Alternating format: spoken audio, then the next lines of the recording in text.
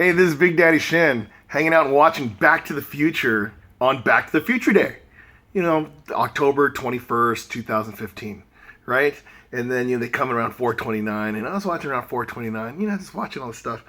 And then what happens is I noticed something that, out of all these years of, watching this movie that I didn't really think of. Now, some people, they're talking about, oh yeah, the 9/11 twist and stuff like the symbolism, Cubs winning World Series, yeah, right?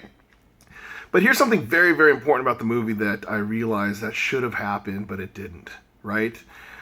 When Biff, spoiler alert, by the way. So when Biff actually goes and hijacks the car, when Marty and Doc are trying to, rescue Jennifer, right, from their future self in Back to the Future 2.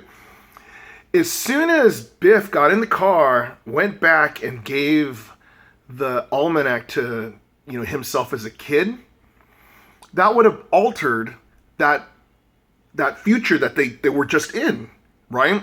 So there's no him coming back. It should have changed instantaneously. For instance, in the beginning of Back to the Future 2, it's like, you see the newspaper, and it's like, Marty's son is, oh my gosh, like saying, oh, he's going to get arrested, right?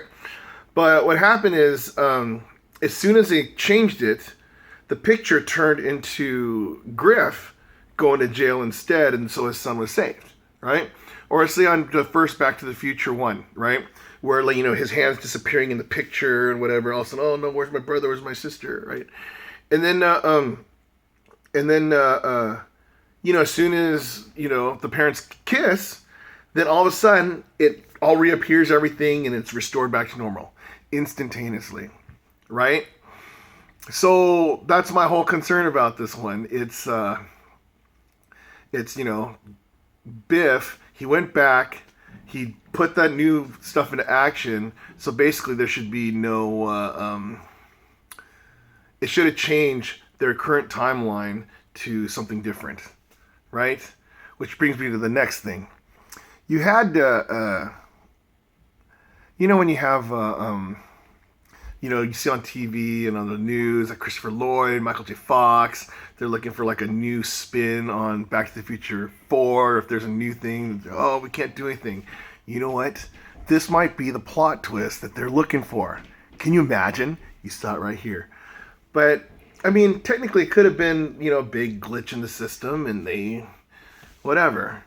But anyways, it's kind of interesting on what this could possibly be. I know the whole, timeline A, timeline B, timeline C, whatever. But that would be true if all the stuff didn't change instantaneously in the other parts of the films, right? Like right away they changed. So, anyways, for example, like when you see Michael J. Fox, he leaves. He leaves in the time machine and Doc's celebrating, and then what happens is he comes running back around the corner, right? So what happens is if there's truly a time A, B, and C, then that would have been a whole different, like a D world or whatever. So that timeline right there should have just been finished, right? With no Marty running back. So the whole thing is, it's, I think it's one of the things where it's one big continuously timeline, no matter what they say in the movie. And yes, I know you had to have that, what is it? The whole suspension of reality or belief, or, I forgot what my teacher, Miss K.O. taught me. But basically it's like, we're supposed to watch these movies and go like, what, it's just a movie. And yes, it is just a movie, but just something interesting. Back to the Future Day. Anyways, this is Big Daddy Shin. If I can find something interesting about Back to the Future on Back to the Future Day, you can find something interesting about Back to the Future on Back to the Future Day. Anyways, I will see you in the future.